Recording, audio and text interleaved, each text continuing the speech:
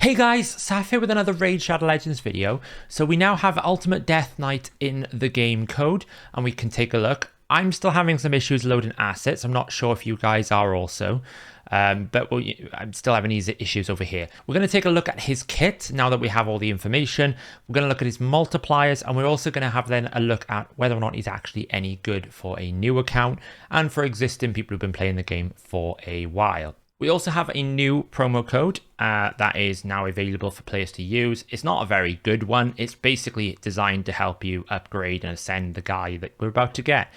So let's just put that in here. It should be promo code DK Rises. Confirm. There we go. So what do we get? We basically get some brews to level him up, some arcane pots, some superior pots, not bad. It's basically stuff designed to help you ascend the champion.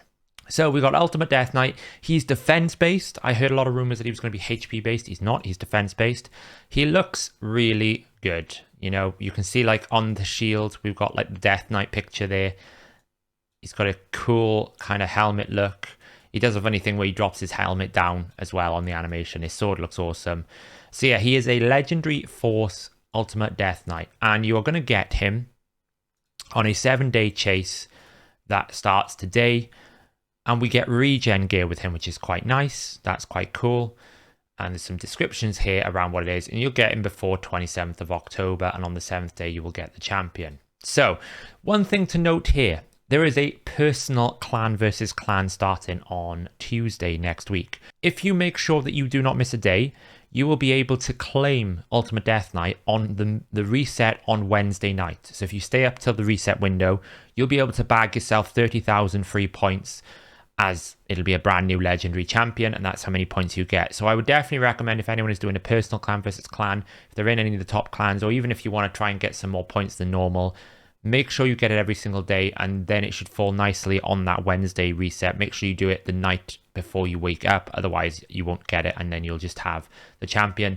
There is no real way to save this champion for a champion chase tournament. You can do some clever things by closing the game before you close this window, but it's not very reliable. So the best time to do it is to pull it during that clan versus clan window. So let's take a look at his kit. Let's see what he is about. We had some hints before about the fact he would, I think in Ash's video last night, he said he was going to do a decrease attack AoE and a fear AoE. But I already had some red flags last night when it said it would only apply things to legendary champions, a bit like Elder Skarg. So without the pictures of the icons, we've got Heckler of Legends. Attacks one enemy, has a 30% chance of placing a provoke debuff for 1 turn. The chance increases to 55% against legendary, and it books to 50% or 75%. So a 50% chance to provoke is not bad. I will instantly tell you to forget this mechanic about legendary champions, because the reliability of you being in a situation where there's a legendary champion is low. It's not going to work in any sort of PvE boss capacity because they're not classified in rarities. So you're really looking at wave content, and it's a single target. So, you know, it might book to, what, 75% chance? It's only 25% chance better, so we forget that second. So basically got a 50-50 chance of provoking on an A1. That's quite good into Magma Dragon, maybe quite good into the Hydra Decay Head, potentially, depending on the rest of his kit. So that's not bad. Then we got Rats Off Tier, which obviously is a little reference to Mr. Nibbles. Attacks all enemies, has a 80%, books to 100% chance of placing a 50% decrease attack for 2 turns. Also has an 80% chance of placing a fear debuff for 1 turn on each legendary champion. Again, forget the second part. If you manage to be up against fear legendary champions, then you're going to get a fear. Great. It's on a 3-turn cooldown, so that's not bad for reliability. If you're in the early game, you need a decreased attack champion. Pretty good. The only problem is, in the early game, are you actually going to have enough legendary books to be able to get this to 100% that quickly? Probably not. And then you start questioning, is he actually worth booking as your first legendary? We'll discuss that in a bit. But yeah, so basically, so far we've got a 50-50 provoke on an A1 on a single target, an AoE decrease attack for 2 turns on a 3-turn cooldown, and then we've got A3, Get Comfy Everyone, places a shield buff and a 15% continuous heals on all allies. The value of the shield is proportional to this champion's defense. Okay, now we get interesting. The defense value here is rare. Only Valkyrie and recently Helikath can place a shield based on their defense value. It allows you to scale things better to give you better shields. Now, obviously, it's dependent on its multiplier, and I have got the multipliers, and I can tell you that this is probably one of the weakest shields in the game. It's not very good at all. You do get a 15% continuous heal to all allies, and it is a 3-turn shield, so, you know, it's not bad for the Scarab, Borgoth. It's going to help you on some of the waves, but the shield value is not very good. It's going to give you some healing. It's okay, but the multiplier here is what lets him down. There's no bonus books for shielding like you get with Valkyrie and Hellcath. Valkyrie gets 20%, Hellcath gets 10%. Hellcath also gets that passive where he boosts his defense value by 25%, so that adds a lot to the shield value. And also, he has a weak base defense compared to the rest. Valkyrie's at 1,600. I think Hellcath's 1,443, slightly better. He's got a weaker base defense than the other two. So out of the 3 of them, he's well below. And we're going to look at the math and you'll see how far below he is. Then we got 2 passives, Too Awesome to Die. Whenever an ally is attacked, has a 100% chance of completely blocking 1 hit, decreasing the incoming damage to 0. Okay, that's pretty insane. There's no cooldown to it. This champion will receive that damage instead. Right, okay, so if someone gets hit, he's going to take all the damage. You know, he could die.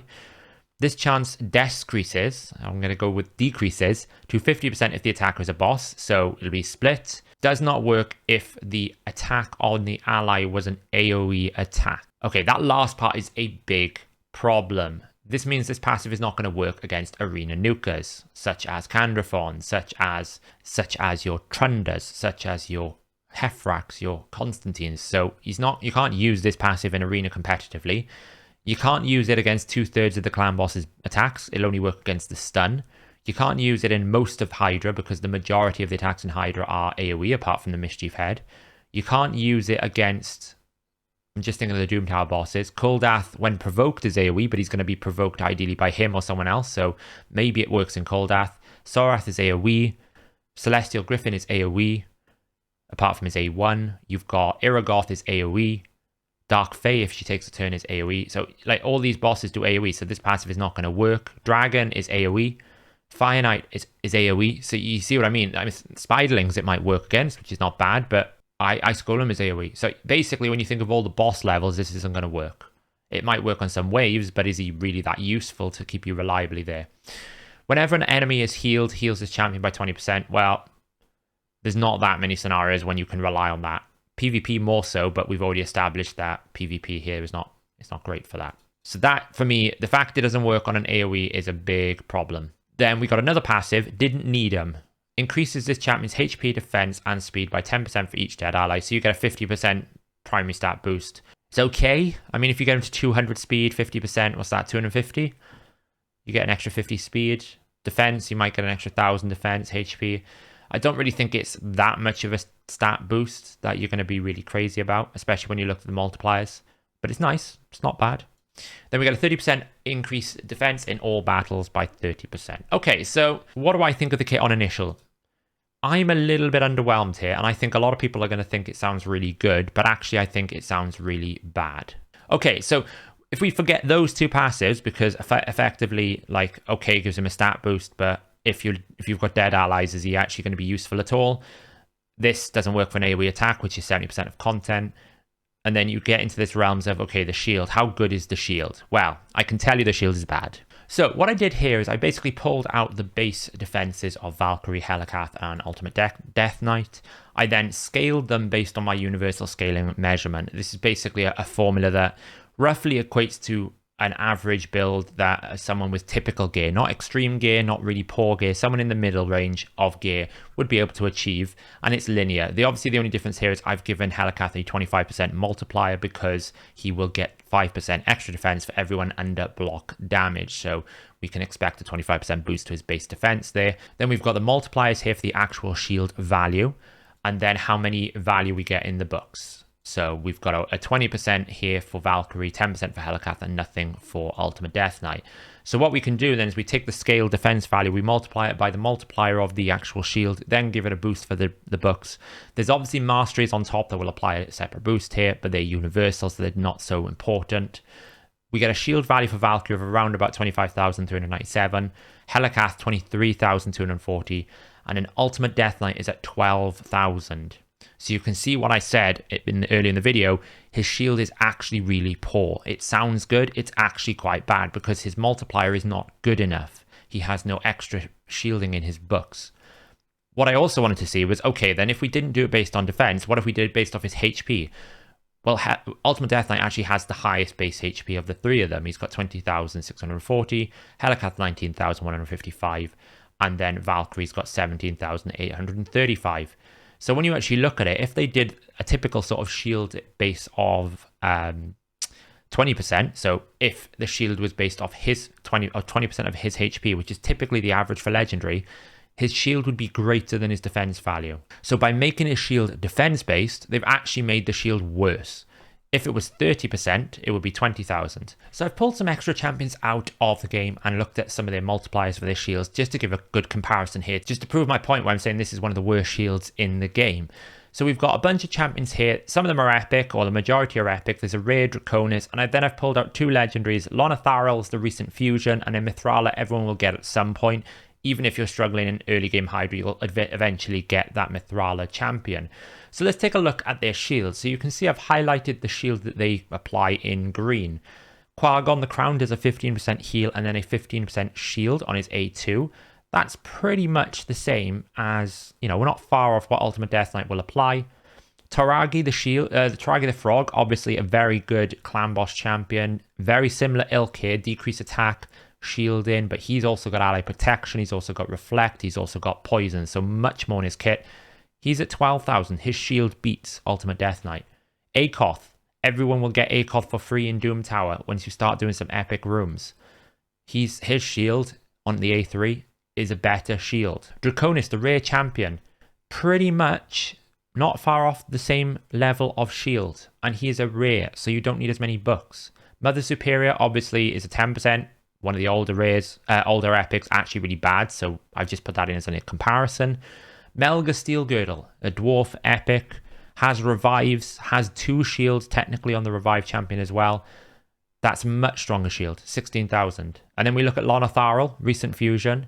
His A2 was a better shield. It either does a 20% or 30%, so it's doing 15 to 20,000 versus 12,000, so it's 3,000 more. That's a substantial amount more effective HP. Mithrala will do 20,000 when you get her. So when I look at his shield, I am actually looking at it and going, do you know what? Actually, it's kind of bad. It's not as good as it sounds. So you're basically getting a really weak shield and a continuous heal.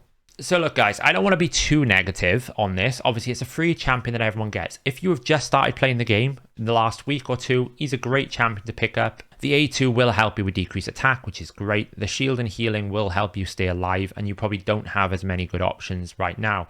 But I think once you start getting into mid-game and you start progressing in any sense of the level, you're going to find this champion very difficult to use. Potentially, there could be some uses in arena defense by using this too awesome to die for self-healing. Maybe that could be worth something. Maybe the fear. I mean, you could use him as a control champion, but if you're up against epics, then it is not going to be reliable enough. You could just run Umbral and get a 2-turn provoke. You could just run one of the new provoke champions that we've had recently, either Bivald or something of that nature if you wanted to control. You could run a freeze champion. You could run a stun champion like Astrolon or Basilis Rowanus, or a couple of other champions like Helmet could be run as that stun champion. He's a free champion you get out of Doom Tower. So I don't really think you can trust this fear on legendary champions. It's a bit of an odd take. I think it weakens his kit. And really what you end up with is a poor shielder with a decreased attack. And that's really all his kit has.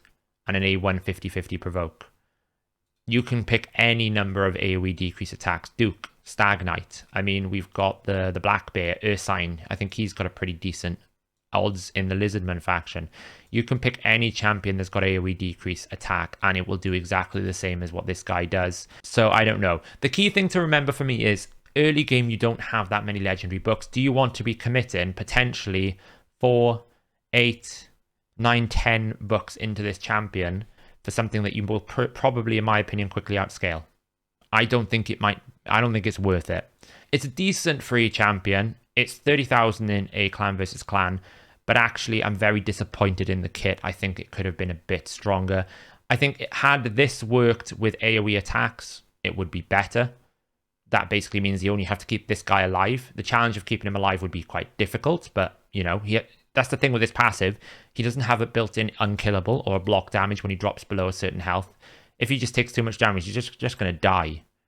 because it's not like he's reducing the damage he receives, he's just taking it over. The thing with ally protection, when you do ally protection, you're reducing the damage down significantly because it's raw damage. It's before it's critically multiplied. It's before it's any of these things are happening. So when you have ally protection up, you're more likely to survive because you're reducing damage.